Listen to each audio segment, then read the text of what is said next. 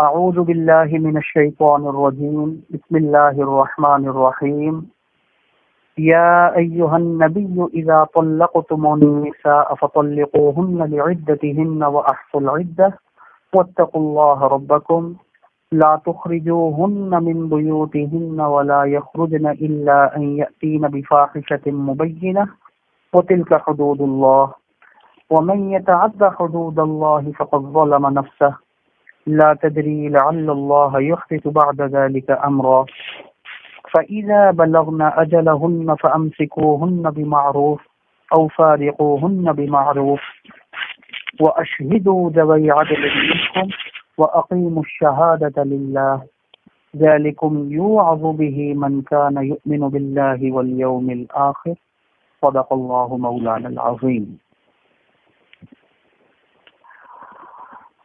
الحمدللہ سورۃ الحجرات ہماری مکمل ہو چکی. آج سورۃ الطلاق کی پہلی آیت مکمل اور دوسری آیت کا اکثر حصہ میں نے آپ کے سامنے تلاوت کیا ہے. اب اس کا ترجمہ ہوگا، پھر اس کے بارے میں جو وضاحت ہوگی، جو ضروری تفسیر ہوگی، وہ میں آپ کے سامنے عرض کر دوں گا. اللہ تعالیٰ نے قرآن مجید میں طلاق اور وراثت کے مسائل کھول کھول کر بیان فرمائے. باقی جو اور مسائل ہیں، جو احکام ہیں، ان کے عام طور پر اللہ کے ہاں ضابطہ یہ ہے کہ وہ موٹا موٹا اصول بیان فرما دیتے ہیں، تفصیل بیان نہیں فرماتے. اب نماز فرض ہے، بیان کر دیا. اب کتنی نمازیں ہیں، ظہر کی کتنی رکھتے ہیں، عصر کی کتنی ہیں، عشاء کی کتنی ہیں، فجر کی کتنی ہیں، یہ تفصیل قرآن میں موجود نہیں. اور اسی طرح دوسری چیزیں جو ہیں، دوسرے احکام بھی ہیں، تفصیلات عام طور پر قرآن مجید میں نہیں آتی. وہ حضور صلی اللہ علیہ وسلم احادیث مبارکہ میں بیان فرماتے ہیں. لیکن طلاق اور وراثت آپ سورہ نساء دیکھ لیں، واضح طور پر کھول کھول کر اللہ تعالیٰ نے بیان فرما دیا. اولاد موجود ہے اور خاوند کا انتقال ہو گیا تو بیوی کو 8واں حصہ ملے گا. اولاد نہیں ہے تو 4تھا حصہ ملے گا. اولاد موجود ہے، والدہ کو 6واں حصہ ملے گا، والد کو 6واں حصہ ملے گا، وغیرہ وغیرہ. پورے مسائل کھول کھول کر وراثت کے. اسی طرح طلاق کے مسائل اللہ تعالیٰ نے کھول کھول کر تفصیل کے ساتھ بیان فرمائے ہیں. کوئی چیز چھوڑی نہیں ہے. وضاحت کے ساتھ طلاق کے مسائل آتے ہیں اور کئی صورتوں میں. اس صورت کا تو نام ہی طلاق ہے. اس میں طلاق کے مسائل، عدت کے مسائل اللہ تعالیٰ نے بڑی وضاحت کے ساتھ بیان فرمائے ہیں. پھر سورہ احزاب چلے جائیں، سورہ نساء کی طرف چلے جائیں، سورۃ البقرہ کی طرف چلے جائیں، طلاق کے مسائل، عدت کے مسائل، خاص طور پر طلاق کے مسائل اللہ تعالیٰ نے کھول کھول کر بیان فرمائے ہیں. اب یہ جو میں نے تلاوت کی آپ کے سامنے، پہلے میں اس کا ترجمہ آپ کے سامنے عرض کر دوں. یا ایھا النبی، اے نبی، اذا طلقتم النساء، جب آپ لوگ اپنی بیویوں کو طلاق دیں تو فطلقوهن لعدتهن، تو عدت کا خیال رکھتے ہوئے طلاق دیں. واحصوا العدة، اور عدت کو شمار کرتے رہیں، گنتے رہیں، اور اللہ تعالیٰ سے ڈریں جو آپ کا رب ہے. لا تخرجوهن من بیوتهن، اور ان مطلقہ عورتوں کو ان کے گھروں سے مت نکالیں. اور ولا یخرجن، اور یہ عورتیں خود بھی نہ نکلیں. الا ان یأتین بفاحشۃ مبینہ، مگر یہ کہ اگر یہ کھلی بے حیائی کا، بےہودگی کا ارتکاب کریں تو وہ ایک الگ بات ہے. وَتِلْكَ حُدُودُ اللَّهِ، یہ اللہ کی حدود ہیں. وَمَن يَتَعَدَّ حُدُودَ اللَّهِ، اور جو اللہ کی حدود سے تجاوز کرتا ہے فقط ظلم نفسہ، اس نے اپنے ساتھ ظلم کیا، اپنے اوپر ظلم کیا۔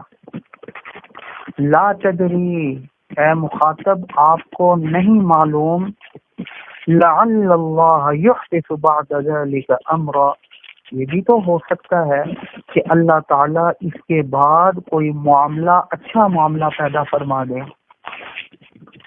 پھر فَإِذَا بَلَغْنَ أَجَلَهُنَّ، جب یہ عورتوں کی عدت ختم ہونے لگے، ان متعلقہ عورتوں کی عدت، فَأَمْسِكُوهُنَّ بِمَعْرُوفٍ، تو آپ اچھے طریقے سے ان کو روکے رکھو، یا پھر أَوْ فَارِقُوهُنَّ بِمَعْرُوف، یا اچھے طریقے سے ان کو چھوڑ دو، اپنے سے جدا کر دو۔ وَأَشْهِدُوا ذَوَيْ عَدْلٍ مِّنْكُمْ، اور اپنے میں سے عادل گواہ بھی بنا لیا کرو اس موقع پر۔ اور وَأَقِيمُوا الشَّهَادَةَ لِلَّهِ، اور یہ جو لوگ گواہ بنائے ہیں یہ گواہی دیں اللہ کے لیے۔ ذَلِكُمْ يُوعَظُ بِهِ، یہ نصیحت کی گئی ہے ان لوگوں کو جو اللہ اور آخرت کے اوپر ایمان لے کر آتے ہیں۔ یہ تو مفہوم تھا ان آیتوں کا جو میں نے تلاوت کی، آپ کے سامنے عرض کر دیا۔ اب اس حوالے سے تھوڑی وضاحت میں آپ کے سامنے عرض کر دوں۔ میں نے بھی عرض کیا کہ طلاق کے مسائل بڑی وضاحت کے ساتھ، تفصیل کے ساتھ اللہ تعالیٰ نے قرآن مجید میں کھول کھول کر بیان فرمائے ہیں، بالخصوص اس صورت میں، کہ اس صورت کا نام ہی سورہ طلاق ہے۔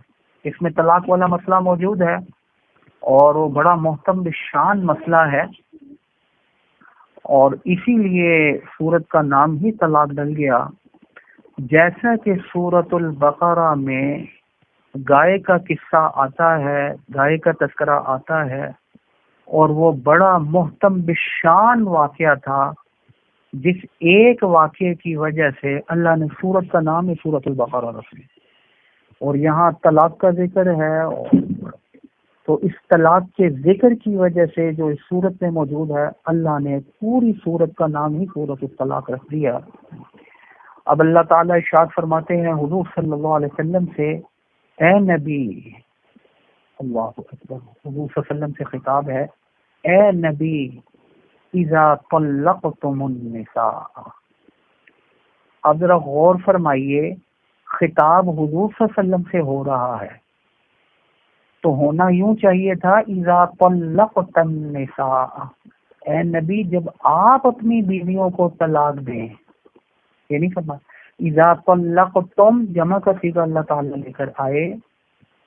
کیا مطلب یہ ہے اے نبی صلی اللہ علیہ وسلم، یہ حکم صرف آپ کے لیے نہیں ہے، یہ جو طلاق کا حکم آئندہ آ رہا ہے یہ آپ کے لیے بھی ہے، سارے صحابہ کے لیے بھی ہے، اور قیامت تک آنے والے مسلمانوں کے لیے ہے، یہ صرف آپ کے لیے نہیں، اس لیے جمع کا صیغہ لے کر ہے۔ اذا طلقتم، اگر گرامر پڑھی ہوئی ہے تو طلقتم جمع مذکر حاضر، ماضی کا صیغہ ہے، ماضی معروف کا جمع مذکر حاضر کا۔ اے نبی صلی اللہ علیہ وسلم، اگر آپ یا صحابی یا قیامت تک آنے والے مسلمان اگر اپنی بیوی کو طلاق دینا چاہیں یا طلاق دے دیں تو پھر کیا کریں؟ فَطَلِّقُوهُنَّ لِعِدَّتِهِنَّ، پہلا حکم طلاق کے حوالے سے وہ یہ ہے، طلقو امر کا صیغہ ہے، حکم دے رہے اللہ تعالیٰ، تو عدت کا خیال رکھتے ہوئے طلاق دیں۔ طلقوهن لعدتهن، عدت کا خیال رکھتے ہوئے طلاق دیں۔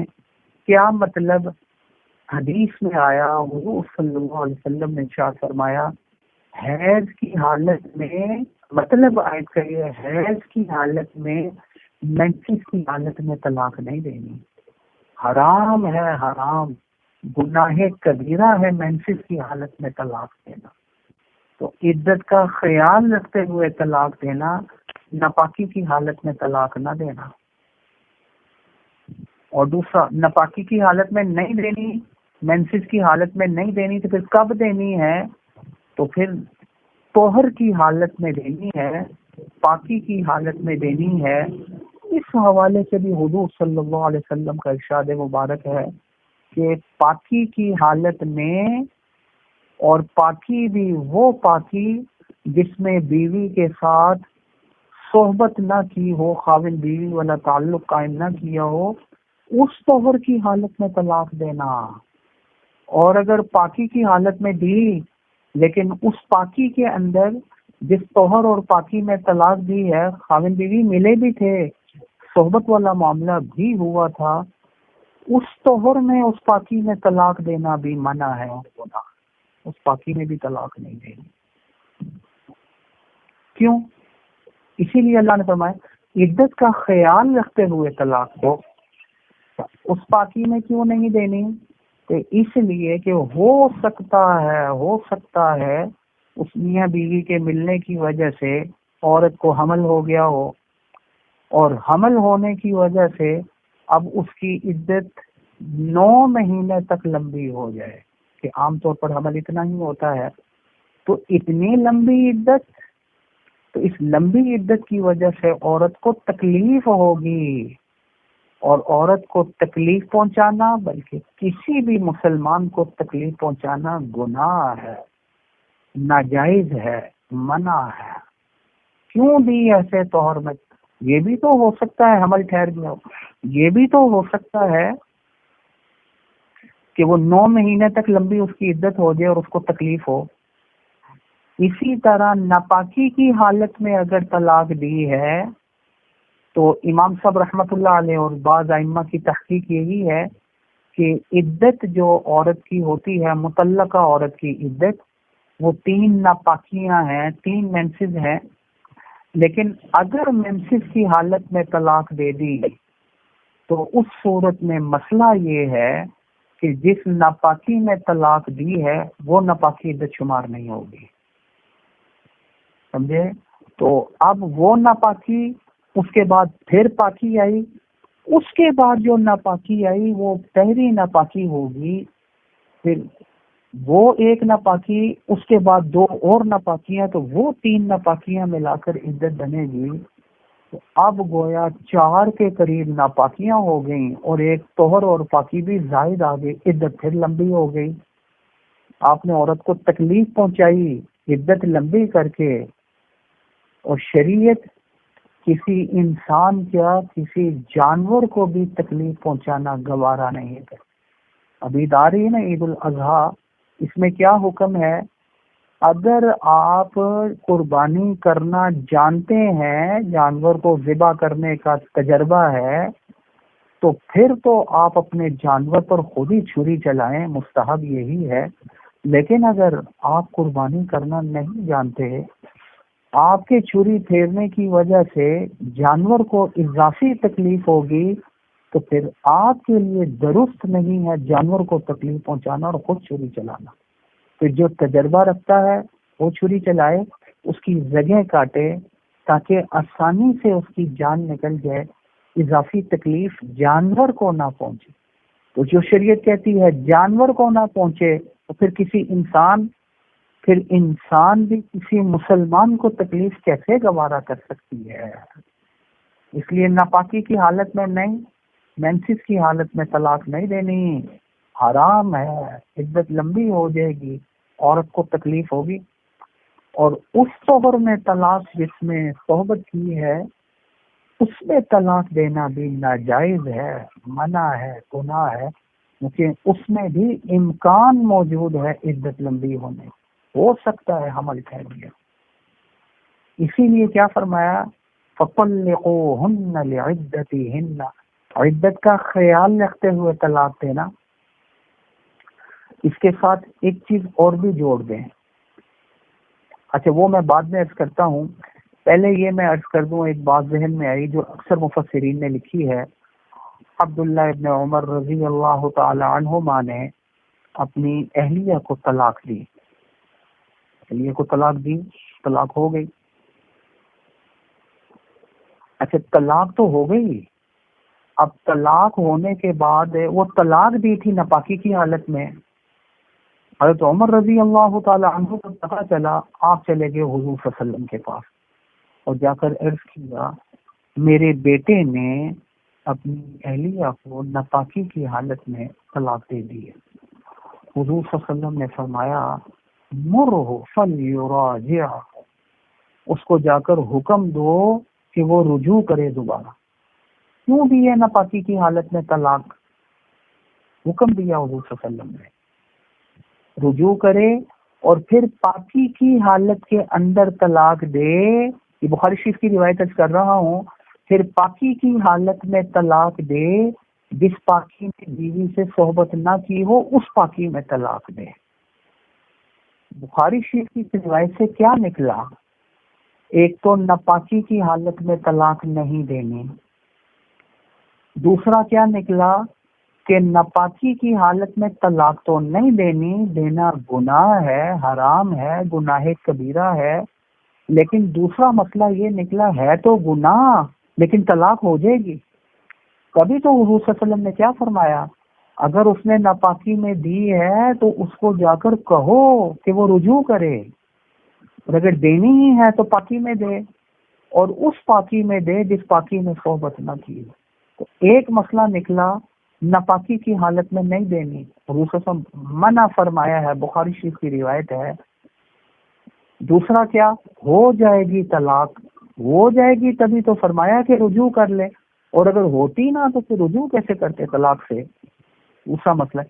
تیسرا مسئلہ یہ نکلا کہ حضور صلی اللہ علیہ وسلم فرمایا کہ اس کو کہو اگر دینی ہے تو ایسی پاکی میں دے جس نے بیوی سے صحبت نہ کی ہو. تو کیا نکلا کہ پاکی کی حالت میں اور اس پاکی کی حالت میں جو میں نے عرض کیا تھا جس نے بیوی سے صحبت نہیں کی ہے اس میں طلاق دے گا. یہ دو چیزیں آ گئی. تیسری چیز جو میں ابھی عرض کر رہا تھا وہ بھی ساتھ جوڑ لیجئے.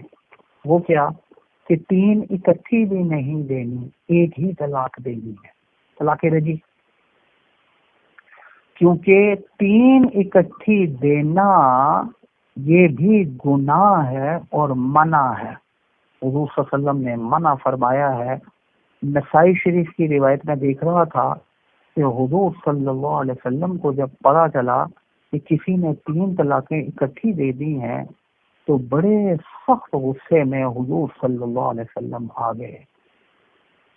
اگر 3 طلاقیں 3 نہیں ہوتی بلکہ ایک ہی ہوتی ہے تو پھر حضور صلی اللہ علیہ وسلم غضبناک کیوں ہو گئے تھے، کیوں غصے میں آ گئے تھے؟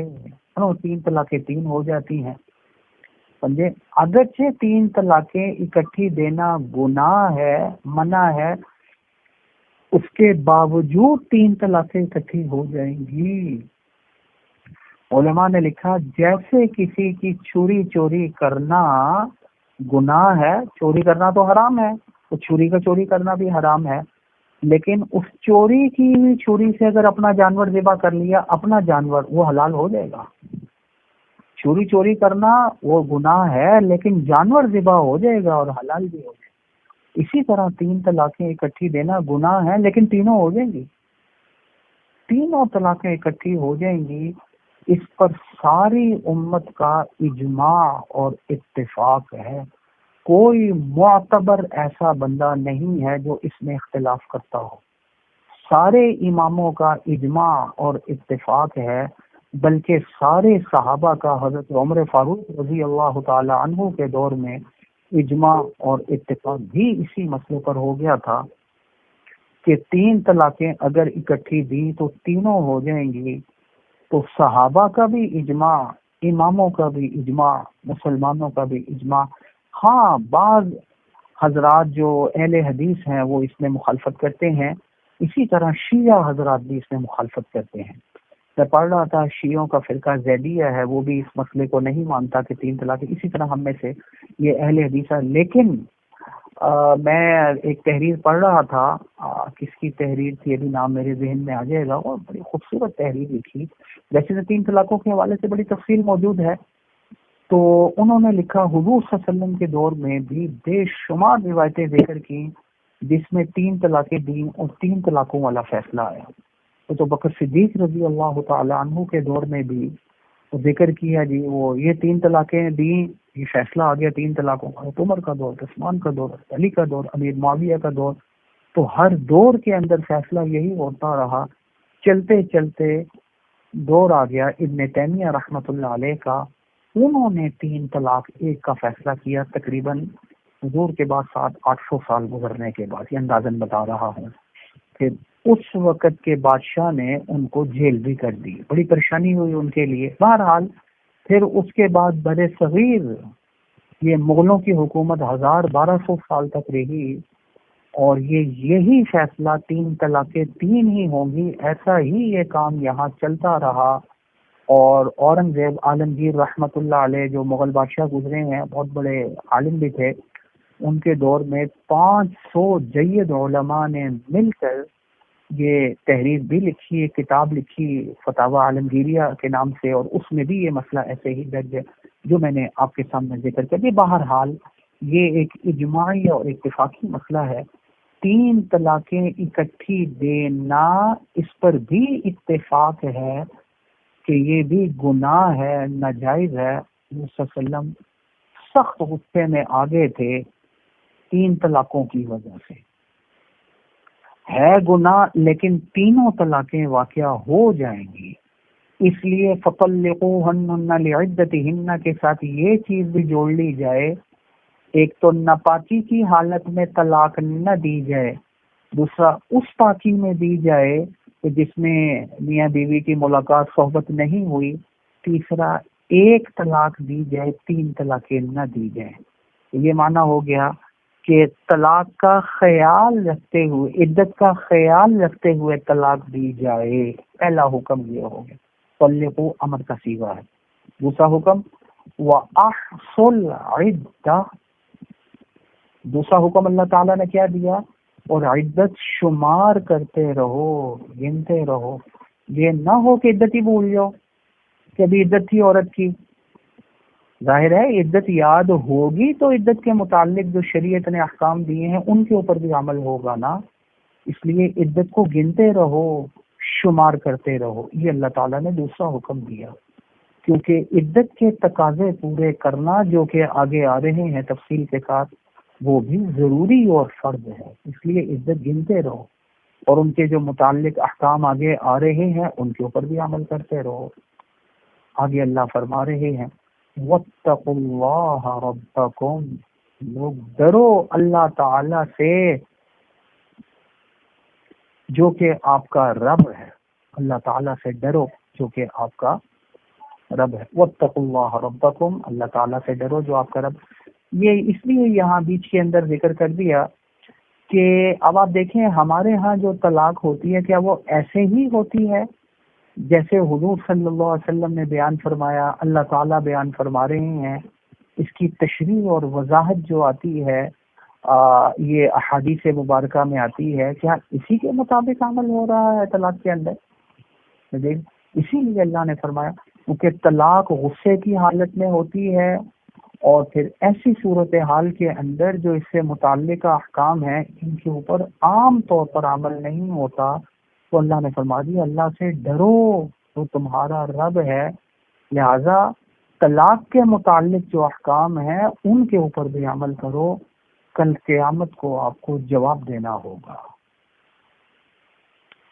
آگے ایک حکم اور بیان فرما رہے ہیں لا تخرجوہن من بیوتہن، یہ تیسرا حکم آ گیا۔